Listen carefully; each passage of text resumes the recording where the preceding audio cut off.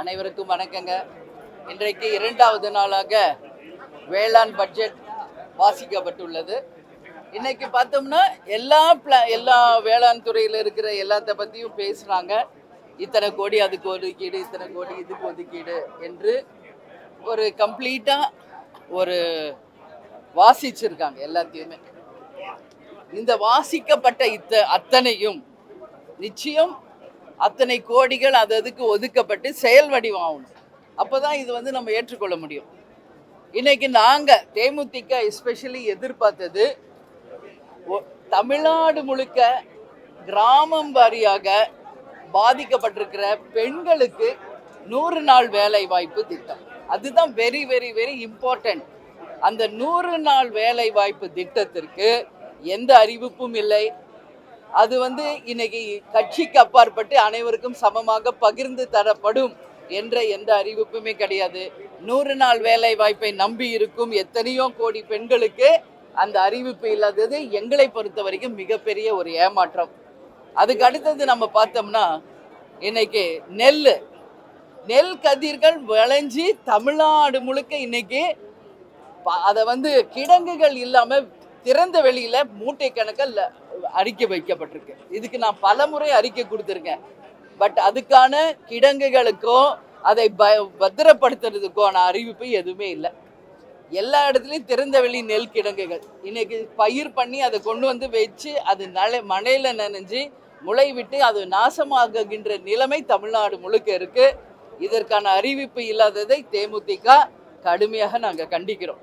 அது மட்டும் கிடையாது. இன்னைக்கு தமிழ்நாடு நம்ம எடுத்துக்கிட்டாலே நெல், கரும்பு, வாழை, தென்னை இது போன்ற பல்வேறு விதமான பயிர்கள் அதுக்கு எல்லாமே மிகப்பெரிய அளவில் ஊக்கப்படுத்துவதற்கோ இன்னும் அந்த விளைச்சல்களை அதிகப்படுத்துவதற்கோ நம்மளுடைய விவசாயிகளை அடுத்த கட்டத்திற்கு கொண்டு சென்று பயிரிடுவதற்கோ எதுவும் அறிவிக்கப்படவில்லை. அது மட்டும் இல்லைங்க. இன்னைக்கு நம்ம தமிழ்நாடு முழுக்க நாங்கள் டிராவல் பண்ணுறோம், நீங்களும் பண்ணுறீங்க. எங்கு பார்த்தாலும் கருவேல மரம் தான் இருக்குது. அதனால யாருக்கு என்ன பலன்? ஒரு அரசாங்கம் என்பது கருவேல மரங்களும் இன்னைக்கு புறம்போக்கு நிலங்களும் வீணாக இருக்கின்ற லட்சக்கணக்கான ஏக்கர் நிலங்களை சீர்படுத்தி யாருக்கெல்லாம் நிலையிலையோ அவங்களுக்கு தமிழ்நாடு கவர்மெண்ட் மூலம் குத்தகைக்கு விட்டு அதை விளைநிலங்களாக மாற்றி அதில் ஒரு வாழ்வாதாரத்தை உருவாக்கலாம். இது போன்ற ஒரு வித்தியாசமாக மாற்றமாக ஒரு இன்னோவேட்டிவ் அனௌன்ஸ்மெண்ட்ஸ் இருக்கும் நான் எதிர்பார்த்தேன். தேமுதிக எதிர்பார்த்துச்சு. பட் அது மாதிரி எல்லாம் எதுவுமே இல்லைங்க. நேற்று அறிவிக்கப்பட்ட பட்ஜெட் ஆகட்டும், இன்னைக்கு அறிவிக்கப்பட்ட வேளாண் பட்ஜெட் ஆகட்டும், பல ஆண்டுகளாக அறிவிக்கப்பட்ட அந்த திட்டங்களுக்கு பெயர் மாற்றம் செய்து ஜஸ்ட் அதே திட்டங்கள் தான் பெயர் மற்றும் மாற்றப்பட்டு அதற்கு திருப்பி ஒரு திட்டமாக அறிவிச்சிருக்காங்களே ஒழிய மாற்றத்தை கொண்டு வருவோம் என்று சொன்ன இந்த ஆட்சி எந்த மாற்றமான ஒரு அனௌன்ஸ்மெண்ட்டும் இல்லை. இன்னைக்கு நம்ம வெளிநாடுகளுக்கெல்லாம் நம்ம போகிறோம். எங்கே போனாலும் இந்தியாவில் தயாரிக்கின்ற உணவுப் பொருட்கள், அதாவது விளைநிலங்களில் உருவாகின்ற அந்த விளை பொருட்களை யாரும் வாங்குறதில்ல வெளிநாட்டில். நான் கூட கேட்டேன், ஏன் நம்மளுடைய ஏன் வாங்க மாட்டேங்கிறீங்க? எல்லாமே உரம், அதாவது கெமிக்கல் ஃபெர்டிலைசர்ஸ் யூஸ் பண்ணுறதுனால வெளிநாடுகளில் இந்திய உணவு தானியங்களுக்கும் சரி, இந்தியாவில் தயாரிக்கப்படும் அந்த உணவு பொருட்களுக்கு எங்குமே மார்க்கெட் கிடையாது. அதனாலேயே எங்கேயுமே வாங்க மாட்டேங்கிறாங்க. ஒரு இயற்கை உரத்தை நம்ம ஊக்கப்படுத்தணும். கெமிக்கல் ஃபெர்டிலைசர்ஸ் இல்லாத ஆரோக்கியமான ஒரு உணவு முறையை நாம் கொண்டு வரணும். அப்போ வெளிநாடுகளுக்கு அதை எக்ஸ்போர்ட் பண்ணும்போது நம்ம விவசாயிகளின் வாழ்வாதாரமும் உயரும், அவங்க வாழ்க்கைக்கு வேண்டிய வருமானமும் வரும். இன்னைக்கு விவசாயிகள் ஏன் கஷ்டப்படுறாங்க? அவங்க கஷ்டப்பட்டு உருவாக்குற அந்த பயிருக்கு உரிய விலையே கிடைக்கலையா அவங்களுக்கு? அதனால தான் இன்னைக்கு கடனாளிகளாக தற்கொலை செய்து கொண்டு தங்கள் உயிர்களை மாற்றிக்கொள்ள அந்த அளவு இன்னைக்கு விவசாயிகள் இருக்காங்க. இதையெல்லாம் மாற்றி ஒரு இன்னோவேட்டிவாக ஒரு அடுத்த கட்டத்துக்கு நம்ம விவசாயத்தை கொண்டு செல்வதற்கு எந்த அறிவிப்புமே இல்லை. நம்ம இந்தியா எப்பவுமே சரி, அதுவும் தமிழ்நாடு எஸ்பெஷலி விவசாயம் சார்ந்த பூமி. நம்மளுடைய பேக் போனே நம்மளோட அக்ரிகல்ச்சர் சிஸ்டம் தான். ஆனால் அந்த அக்ரிகல்ச்சர் இன்னைக்கு ஸ்லோவாக குறைந்து கொண்டே போகுது. எல்லா இடமும் விளைநிலங்கள் பிளாட்டு போட்டு விற்றுக்கிட்டு இருக்காங்க. அது மட்டும் இல்லாமல் உரிய விலை கிடைக்கிறது கிடையாது. எங்கே பார்த்தாலும் பயிர் நாசனம் ஆகும்போது அதுக்கான பயிர் கடன்கள் தள்ளுபடி இல்லை என்று பல்வேறு பிரச்சனைகள் இன்னைக்கு மாட்டியிருக்காங்க. இன்னைக்கு காவேரி தண்ணி இப்போதான் வருது, இது கடைமடை வரைக்கும் போகணும். சாகுபடி முடிஞ்சு குறுவையும் ஆரம்பிச்சாச்சு, இன்னும் பயிர் பண்ண முடியல. அப்போ அதை நம்பி வாழும் விவசாயிகளுக்கு வேற என்ன ஆதாரம் என்பது ஒரு கேள்விக்குறி இருக்கு. அது மாதிரி இது மாதிரி பல்வேறு விஷயங்கள் இன்னைக்கு அறிவிக்கப்படலை. ஏற்கனவே அறிவித்த திட்டங்களை அறிவிக்கக்கூடிய ஒரு நிலைமை தான் இருக்கு. அது மட்டும் இல்லாமல் இன்னைக்கு நம்ம பார்த்தோம்னா இண்டஸ்ட்ரீஸ், நான் நேற்றே சொன்ன மாதிரி வேலை வாய்ப்புக்கானது இன்னைக்கு வேளாண், அதாவது நம்மளுடைய அக்ரிகல்ச்சர் சார்ந்த இண்டஸ்ட்ரீஸுக்கு நிறைய கொண்டு வருவாங்க, அறிவிப்பாங்கன்னு நான் நினைச்சேன். கோஆப்ரேட்டிவ் சுகர் ஃபேக்டரி மட்டும் சொல்றாங்க. இன்னைக்கு தமிழ்நாடு முழுக்க சிக் யூனிட்ஸ் எத்தனை இருக்குன்னு நம்ம லிஸ்ட் எடுப்போம். அது சுகர் ஃபேக்ட்ரிஸாக இருக்கட்டும், டெக்ஸ்டைல் இண்டஸ்ட்ரீஸாக இருக்கட்டும், அதே போல் இன்னைக்கு மரவள்ளிக்கிழங்கு, சோளம், இது மாதிரி அக்ரிகல்ச்சர் சார்ந்து எத்தனையோ இண்டஸ்ட்ரீஸ் இன்னைக்கு நலிவுட்ருக்கு. இதுக்கெல்லாம் என்ன தீர்வு?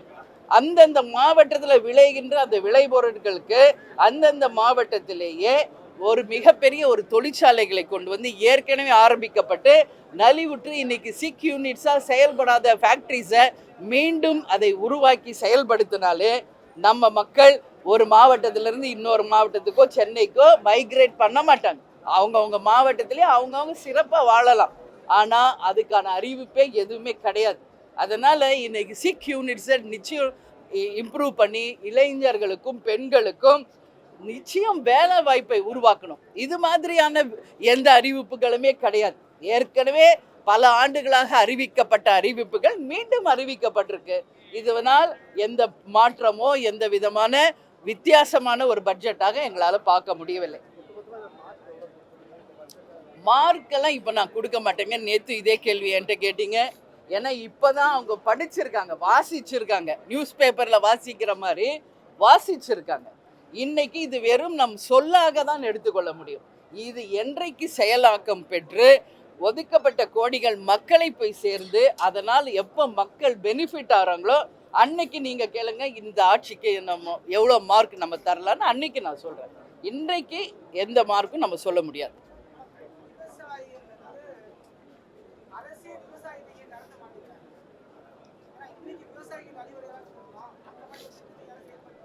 செயல்படுத்தணும். இப்போ அதுதானே நான் சொன்னேன். இப்போ நான் சொன்னது அதுதானே. அரசுகிட்ட இருக்கிற தரிசு நிலங்கள் இன்னைக்கு வெறும் கருவேல மரங்கள் முளைத்து யாருக்குமே பலனளிக்காத நிலங்களா இருக்கு.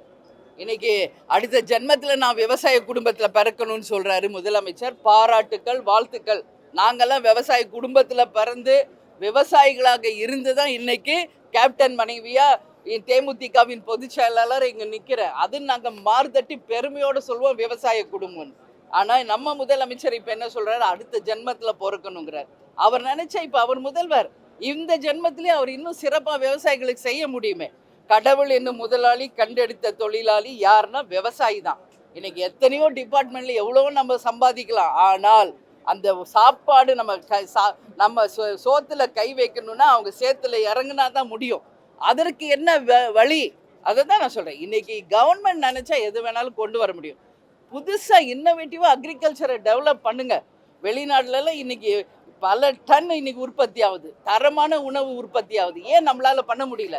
ஏன் இந்திய உணவுகளை ஏற்றுமதி செய்ய முடியல? ஃபெர்டிலைசர் அதெல்லாம் மாற்றுங்க. தரிசு நிலங்களை விளை நிலங்களை மாற்றுங்க. எத்தனையோ கோடி மக்கள் இன்னைக்கு விளை நிலங்கள் இல்லாமல் கஷ்டப்படுறாங்க. அவங்களுக்கெல்லாம் இந்த விளை நிலங்களை குத்தகைக்கு விடுங்க கவர்மெண்ட்டு. ஆடு மாடு நீங்கள் இலவசமாக தர்றீங்கன்றீங்க. இது ஏற்கனவே பல ஆண்டுகளாக இருக்கிறது தான், வரவேற்கிறோம். ஆடு மாடு கோழி இது மட்டும் கிடையாது, மீன் பறவை நம்ம வளர்க்கணும். அது மூலம் ஒரு எக்ஸ்ட்ரா இன்கம் அவங்களுக்கு வரும். இதுக்கு அப்பாற்பட்டுங்க இன்னும் நிறையா இருக்குது தமிழ்நாட்டில். நான் டைம் எல்லாருக்கும் வாய்ப்பு கொடுக்கணுன்றதுனால தான் சொல்கிறேன். உப்பளங்கள் இது யாருமே மைண்டில் எடுத்துக்கிறதே கிடையாது. அந்த உப்பிட்டவரை உள்ளளவு நினைன்னு நம்ம சொல்கிறோம். அந்த உப்பளங்களை தயாரிக்கும் உப்பளத்தை உற்பத்தி செய்பவர்கள் இன்றைக்கி எவ்வளோ கஷ்டத்தில் இருக்கிறாங்க என்பதை நேராக போய் பார்த்தா தான் தெரியும். நான் நேரடியாக சென்று அந்த களத்துக்கே சென்று அவங்களுடைய கஷ்டத்தை நாங்கள் பார்த்துருக்கோம். அந்த உப்பளத்தில் இன்னைக்கு பாதிக்கப்பட்டவங்களுக்கு இந்த கவர்மெண்ட் நிச்சயம் ஹெல்ப் பண்ணும். அதனால் என் கவர்மெண்ட்டுக்கு எந்த வருமானம் இல்லைன்னு கவர்மெண்ட் சொல்கிறாங்க. நான் என்ன சொல்கிறேன், அவங்க நீங்கள் போடுங்க ஒரு குத்தகை 5000 ஒரு 10,000 ஒரு ஏக்கருக்கு போடுங்க. அவங்க கொடுக்க தயாராக இருக்காங்க. ஆனால் அவங்க வாழ்வாதாரம் கேள்விக்குறியா இருக்கு. மீனவர்களுடைய வாழ்வாதாரம் கேள்விக்குறியா இருக்கு. அது மட்டும் கிடையாது, இன்னைக்கு பனை தொழில் அதை நம்பி இருப்பவங்க வாழ்க்கை கேள்விக்குறியா இருக்கு. இங்க நம்ம கள்ளு இறக்கணும் என்று விவசாயிகள் பல ஆண்டுகளா கோரிக்கை வச்சுட்டு இருக்காங்க. அந்த கல்லை இறக்குனா அதன் மூலம் எங்களுடைய வாழ்வாதாரம் சிறக்கும் என்று. ஏன் பண்ணக்கூடாதா? இன்னைக்கு நம்ம இளநீரை ஊக்கப்படுத்துங்க, பதப்படுத்தப்பட்ட அதை கல் எல்லா இடத்துலையும் நம்மளுடைய ரேஷன் கடையிலேருந்து சாதாரணமாக அனைவரும் குழந்தையிலேருந்து முதியவர்கள் வரைக்கும் ஒரு ஹெல்த் ட்ரிங்காக அதை நீங்கள் கன்வெர்ட் பண்ணி கொடுங்க. விவசாயிகளும் அதனால் நல்லா இருக்க முடியும். இது போன்ற நிறைய விஷயம் இருக்குங்க. அதனால் இன்றைக்கி சிக் யூனிட்ஸை நிச்சயம் இந்த அரசு கவனத்தில் கொண்டு நிச்சயம் இளைஞர்களுக்கும் மற்றவங்களுக்கு வேலை வாய்ப்பை தரணும். 100 நாள் வேலை வாய்ப்பை உறுதிப்படுத்தணும். பெண்களும் விவசாயத்தில் ஈடுபடுத்துவன்றாங்க. ஏற்கனவே நிறைய 90% பெண்கள் விவசாயத்தில் ஆல்ரெடி இருக்காங்க. பட் அவங்க சம்பாதிக்கிறது அவங்களுக்கு பத்தாது. அதனால தான் இன்றைக்கி ரேஷன் பொருளையும் இவங்க கொடுக்கின்ற பெண்களுக்கான உரிமை தொகைக்காகவும் இன்றைக்கி பெண்கள் போராடுற நிலைமை. அதனால் பெண்கள் சுயமாக சம்பாதிக்கணும்னா விவசாயத்துறையில் பெண்களை எல்லா விதத்திலையும் மேம்படுத்தணும். அதுக்கு அரசு உறுதுணையாக இருக்கணும். அடுத்த ஜென்மத்தில் நான் விவசாயி மகனாக பிறக்கணுன்றதில்ல. இப்போவே மக்கள் உங்களுக்கு அதிகாரம் கொடுத்துருக்காங்க. நீங்கள் நினச்சா இன்னையிலிருந்தே நீங்கள் விவசாயியாக மாறலாம். நீங்கள் மாறுங்க, விவசாயிகளுக்கு உண்மையான முதல்வராக இருங்கள் என்று நாங்கள் கேட்டுக்கொள்கிறோம். ஓகே, நன்றி, வணக்கம்.